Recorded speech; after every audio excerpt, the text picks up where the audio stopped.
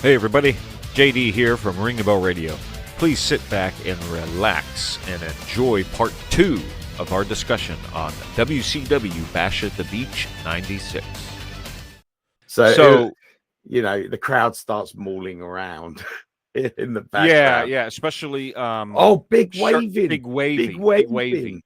All right, so there was this guy. We always try and pick someone in the back of the crowd when we're watching a pay-per-view event.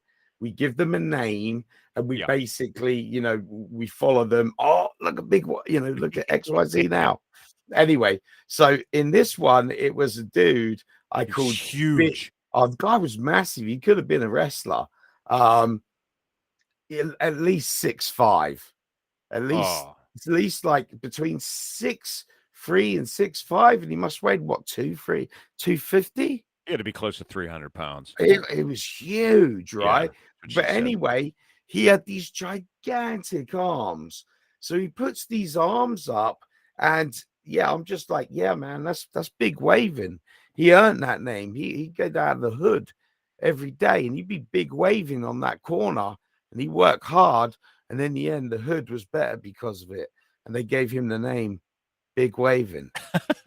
Well, thank you very much. Yeah. In case you were wondering how he got the name Big Waving. So, he has a backstory. Big Waving has a backstory. God Okay? damn it. Big Waving can get me some of my grapefruit juice. Damn it. Anyway. So we followed him, but the perfect thing was there was this part where Jimmy Hart was in the ring, all right? This is during a DDP match? Yeah. I think it was. Okay. All right. There's this part where he's in the ring and Big Waving is behind him, has both of his arms out like this. Jimmy Hart turns to look at the camera and it literally looks like he has horns coming out of his ears. It was hilarious. So thank you, Big Waving, whoever you are. We will always remember you. Yeah, right. Yeah, it was a slow match, but let's move on to some more matches. So this next match, I don't think we have to spend a lot of time on. We're just going to give guys, it'll be up to you whether you want to discuss it, but it was the double dog collar match, the Nasty Boys versus Public Enemy, Rocco Rock and Johnny Grunge. This match made absolutely no sense. It was, I'm going to tell you right now, in my opinion, it was god awful. It was god awful. There was no point to it whatsoever. It was bad. They were trying to get tables to break. They weren't breaking. They went all the way. They made it a point to go all the way back to the beach. And I think Knobs was, Johnny Grunge was hitting Knobs with an inflatable shark. Yeah. Oh my God. That made the whole match. Yeah, that made the whole match. But picked up an inflatable shark and hit a Nasty Boy with it. It was hilarious. It was a little over 12 minutes. I mean, I really don't want to talk about this match just because of how bad it was. Yeah, me neither. I'm sorry. It was close to 12 minutes, but all we're going to say is this is Barris, you could say whatever you want about this match, but if you guys really want to see what we're talking about, if you have the network, if you have the network, go to Peacock, find Bash at the Beach 96 and fast forward all the way up to this dog collar match and watch it for yourself and you can gather your own opinion on it.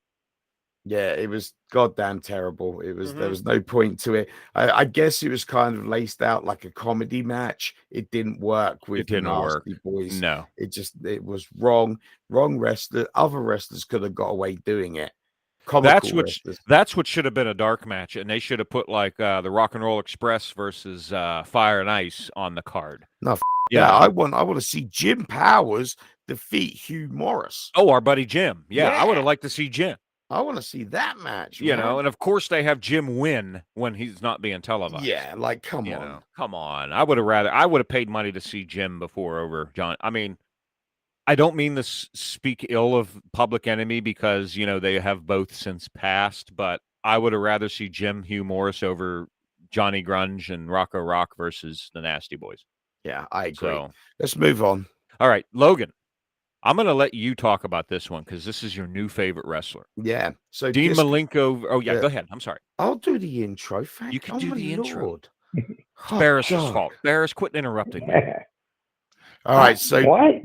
Dean Malenko versus Disco Inferno.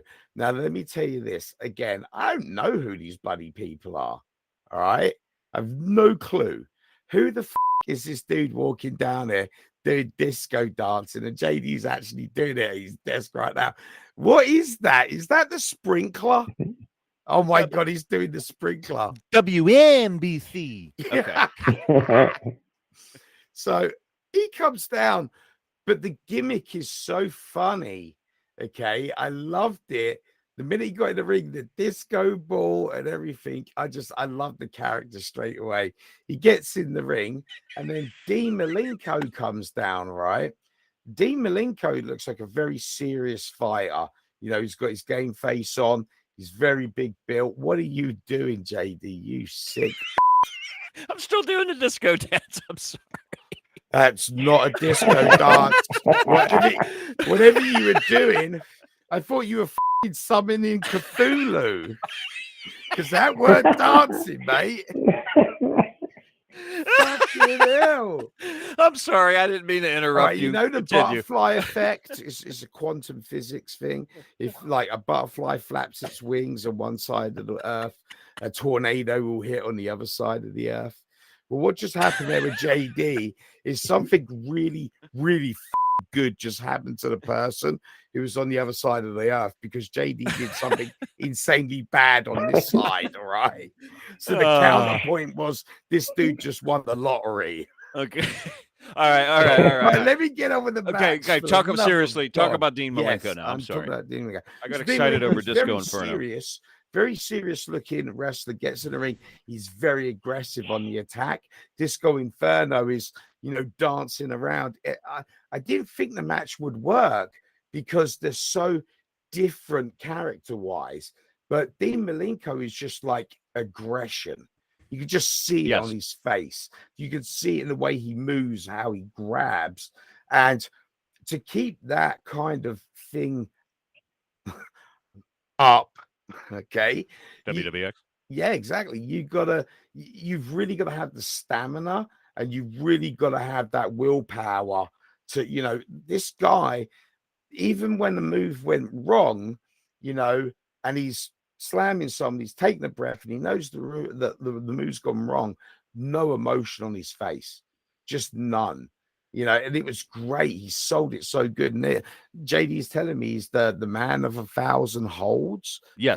1,001 holds or something. No, like 1,000 holds. The man of 1,000 holds. So he gets in the ring and like they're doing grappling. He's doing grapple work like crazy. Mat wrestling. Yeah. Barris wrestling. will even tell you he was a great mat tactician wrestler. But here was the cool thing is Disco Inferno, wasn't just sitting there allowing him to put him in all these holds. He was actually trying to turn them over, which made Dean think of another move to put him back into. You've got 3 to 4 transitions sometimes. It was great. And then just like he gets up. Now they're doing, full force wrestling at each other. They're picking them up. Now they're doing suplexes. And again, his just aggression level, his face, his emotion in the ring, never changed once. Yeah. Never changed. And it was great. But the same thing for Disco Inferno. I was so surprised. A good comedy character that can wrestle and really give, like Rick Martel. Yes. Okay. Same kind of thing, right? I loved him. I loved the match. The match was great. I saw everything. There was high flying. There was heavy wrestling. There was mat wrestling. There was fast wrestling. It was everything in one match. Definitely gets my ace on this one. This is my ace match, man. I'm telling you. Now, I want to tell you something. And Barris, I told Logan this last night, and I kept waiting for it. And I went, Dean Malenko, I hope, gets to do one of my favorite moves in wrestling. This is kind of embarrassing. It was the cloverleaf. The cloverleaf.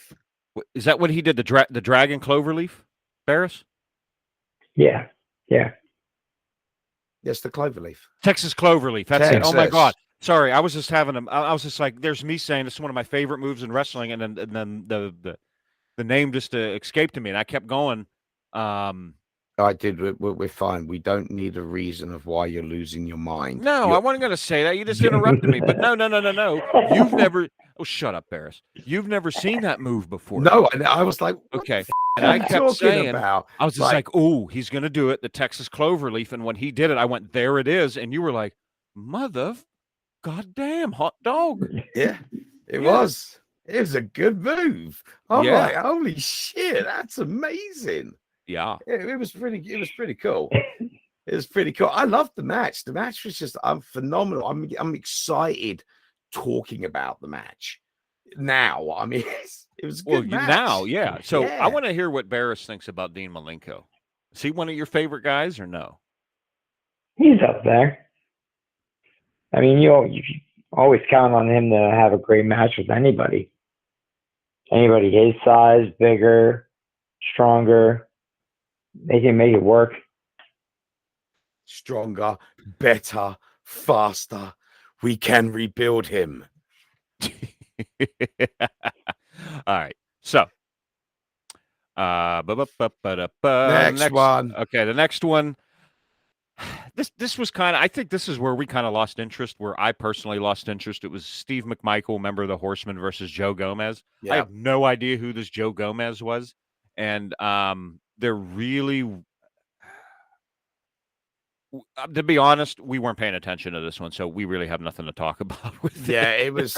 it was boring. I really didn't care about it first couple of minutes. I was just out of it. We started talking about like Transformers or something. No, when it was we going started on talking about Stephanie McMahon here. Well, you started talking to me about, remember when Triple H was Hunter Hearst Helmsley? And I went, yeah, I do. Aristocratic. And all right, Logan, See, get now back to wrestling. Okay. Yeah, whatever this match. Yeah, that was Steve Don't Michael, care. Joe Gomez. Anyway, for those of you still listening, Ric Flair. go ahead. Ric Flair against Conan was the next match. Why did he In spell the it? days that the oceans drank Atlantis, let me tell you about a time of high adventure. Oh my god. Only a certain few are going to know what that is. Put the name in the comments of the movie. And if you get it right, you'll win a prize. I'm not telling you what the prize is, but there you go. Yeah. So Ric Flair. Woo. Yeah, I wasn't impressed. Boring match. Well, Like- you didn't. How did you like Conan though? He was a good wrestler. He had that, aggressive, poise, but I don't know. It didn't grab me. He did good moves. He was a good wrestler. I just think it's a bad pairing. Like Flair just doesn't work with some people. You know what I mean? Like, Yeah. Flair just does not work with, Stone Cold. Flair wouldn't work with The Rock. Well, Flair probably would work with The Rock. Flair wouldn't work with Roman Reigns anymore. It's just, I don't know. I think it was a bad pairing, honestly. I really do. But anyway, it was quite boring. Conan was all right, though. There was Miss Elizabeth and Woman in the ring. Yeah. There was this really weird vignette thing beforehand with Mean Gene, Ric Flair, Miss Elizabeth. And Oh, that Woman. was weird. And Woman was like, it's sexual abuse what she was doing basically nowadays. Like, you couldn't get away with what she was doing to Gene. It was touchy, it was grabby, and all this.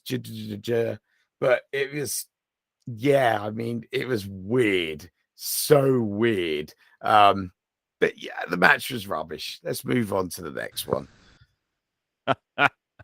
He's just like, the match was rubbish. Yeah, I think, you know what, though? I think by this time we were just like, all right. Well, it was the Giant. You didn't realize, I think what you said. No, wait a minute. That's the next match. The Giant and Kevin Sullivan versus Arn Anderson and Chris Benoit. Yeah. Arn Anderson, one of Barris's favorite people. Right. We met him, right? Yeah. Yeah, we met him. And we went down to Yeah, the thingamajig. Nice guy. Yeah. Where did you meet? Where did you meet him again? Well, IWP. C. Yeah, IWC Elizabeth, PA. Yeah. But yeah, when we went down to the event there, Barris actually introduced us.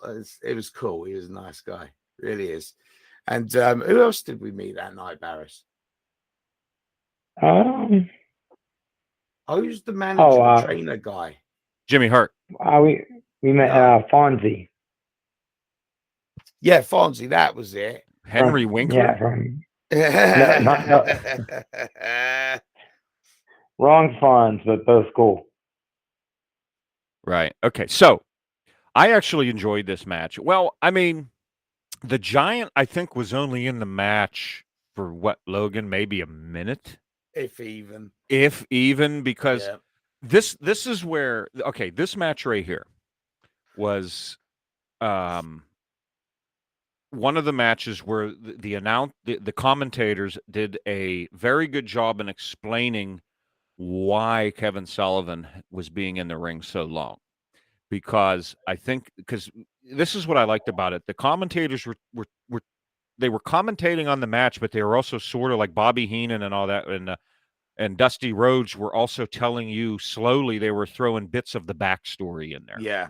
Okay. It was great. Yes, and you understood why Kevin Sullivan was in that match 99% of the time, because they kept bringing up the fact, I think it was Dusty going, all right there, baby, on and the Chris Benoit was saying they were going to give a beating to Kevin Sullivan there. You know what I'm talking about, Iron Mike, and they were going to really take him down. So that explained why Sullivan was in the ring so long, and hardly any time of the Giant was in there. I mean, he was on the apron most of the time.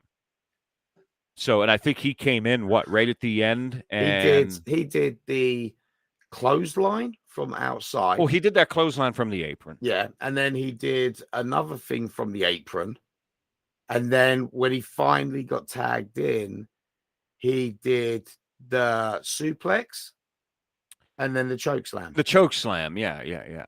Because they did the suplex first, remember?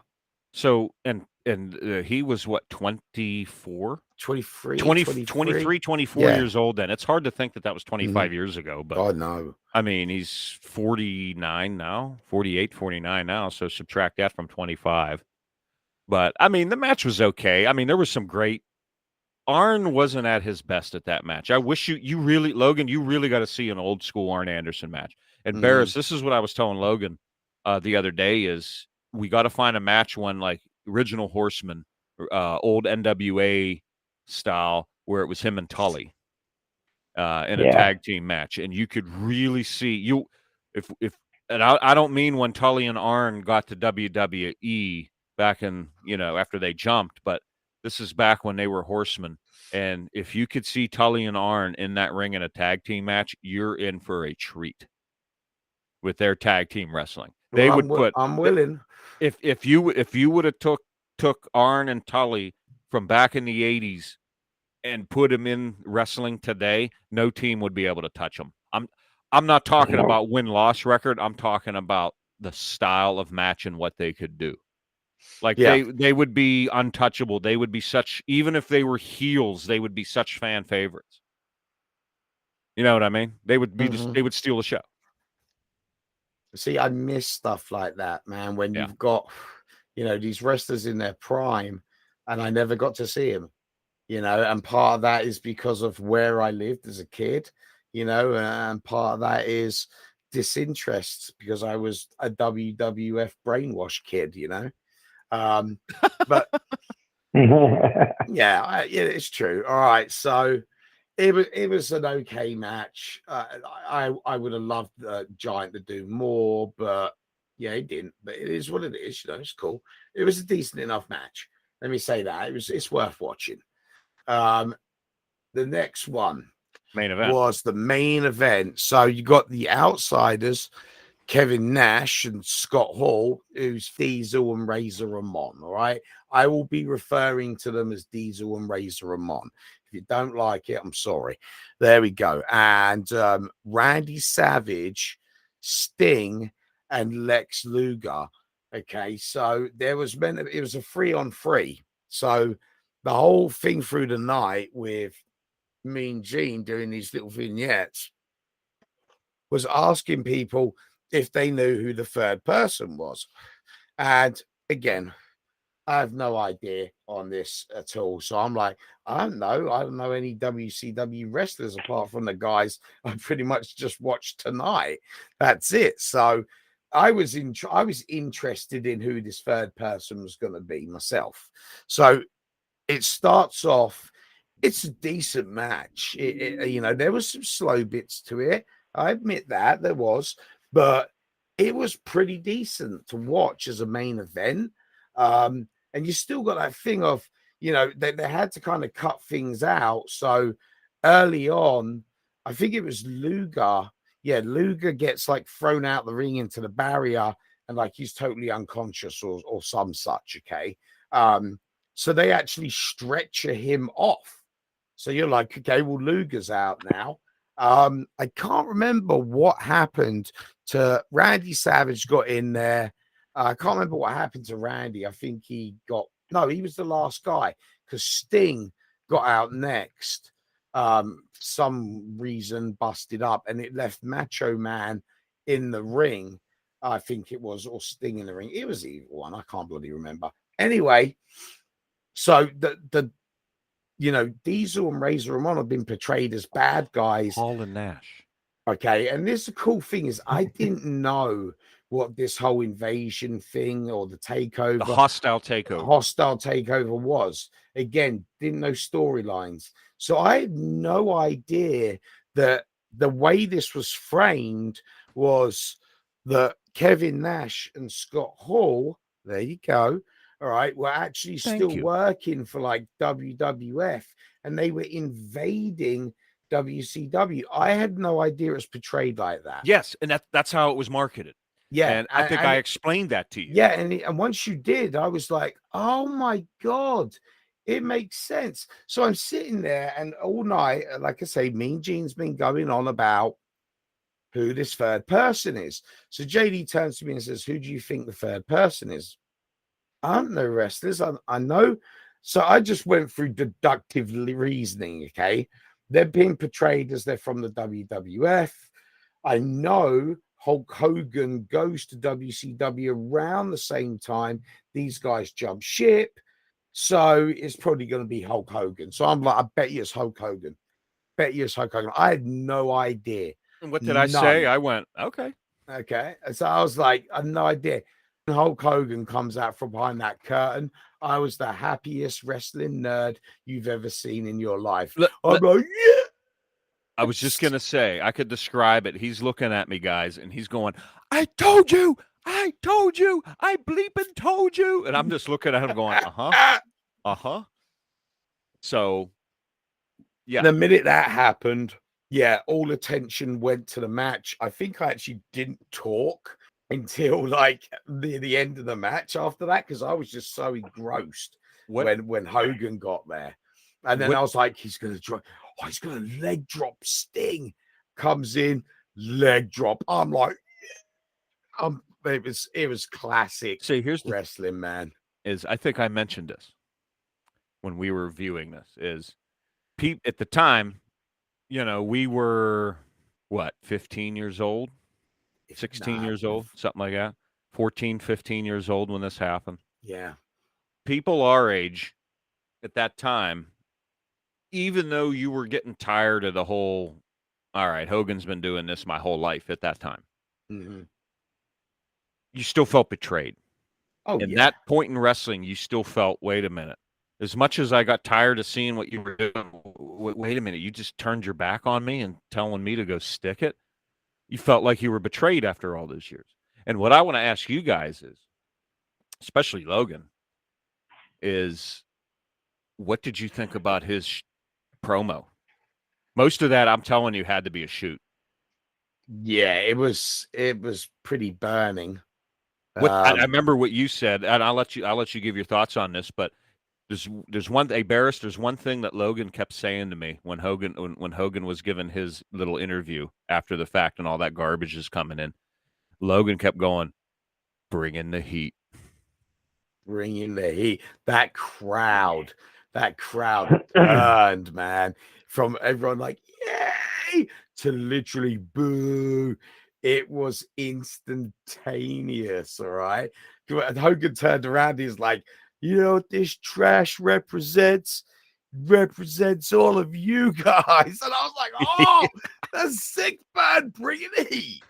So their crowd went berserk. I went berserk. I'm like, But at the same time, you were just like, oh. I'm like just blown what is away. going on? Yeah. Just Well, you were seeing it. away. You were actually seeing this for the first time. I know it was crazy, but so to you, it was happening for the first time. It was some sick burns, man. There, Yeah. it had to be a shoot because there was some, made a lot of people all this money, and I didn't get anything for it. I got offered movies, TV Billionaire shows, Ted. Billionaire Ted wanted to talk turkey, and all that stuff. It was pretty cool. So it was cool. For me personally, seeing this for the first time in 25 years. Well, I should say this is the second time I've ever seen this pay-per-view, but I haven't seen it in 25 years since it actually happened. I thoroughly enjoyed it. I mean, and there's so many pay-per-views, even WWF ones out there, and other WCW ones that, like when we reviewed 19, that had to be the first time I've seen it, watched that since the night it happened.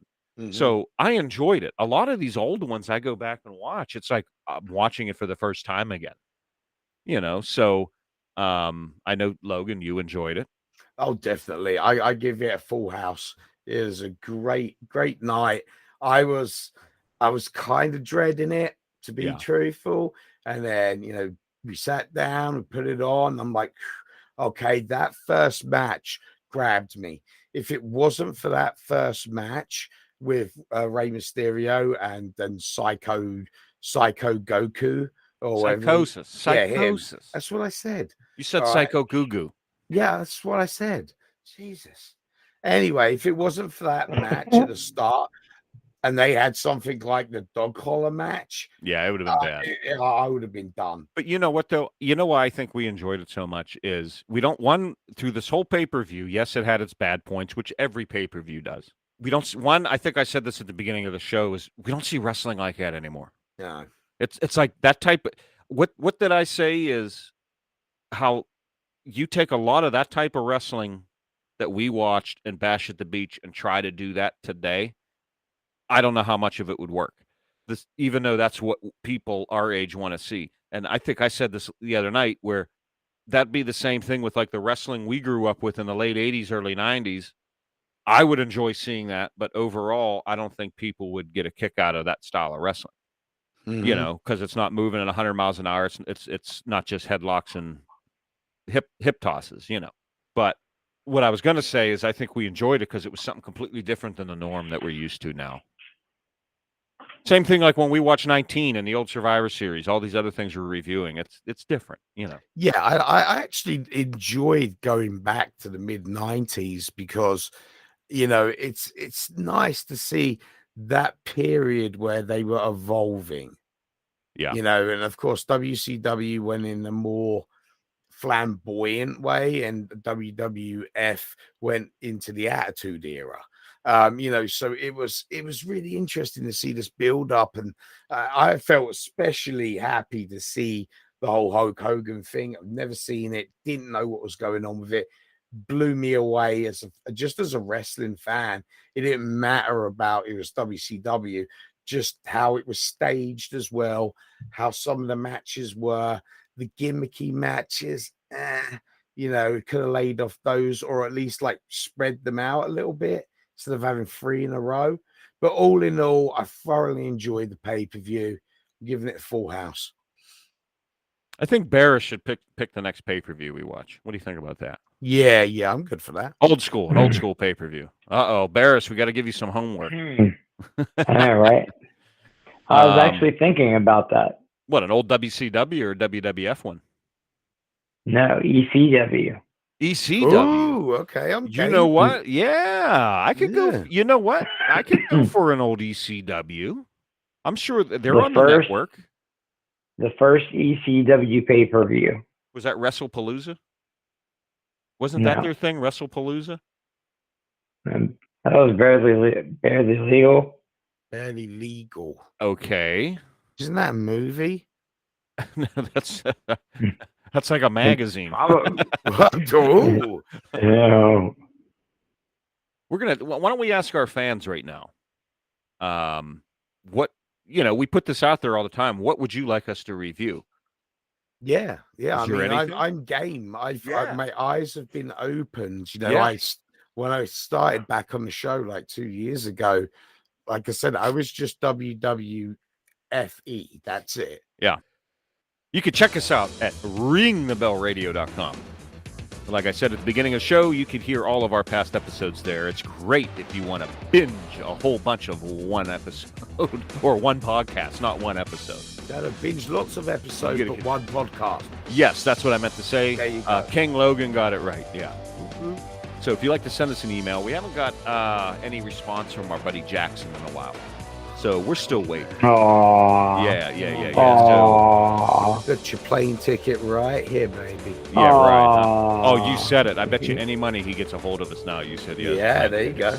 But anyone, like I said, if you have any show topics or anything you'd like us to review, you can email us at ringthebellradio@gmail.com. Hit us up on Facebook, Twitter, Instagram. Get us a message somehow. You can either go to our website and send us an email directly from the website. You can do that. Or light a fire on a really tall hill, and then hopefully the next beacon will see your lit fire and keep on going until it gets to Gondor. Yeah. I was going to say, you could be like the Akawi tribe in F-Troop and send us smoke signals, Yeah. So, if you don't have anything else, we were talking about Bash at the Beach, 1996, WCW Bash at the Beach. Barris, say goodbye to everyone. Goodbye, everyone. All right. That's Barris. For King Logan over there, I'm JD. You've been listening to Ring the Bell Radio Wrestling Podcast. We'll see you next time. So long.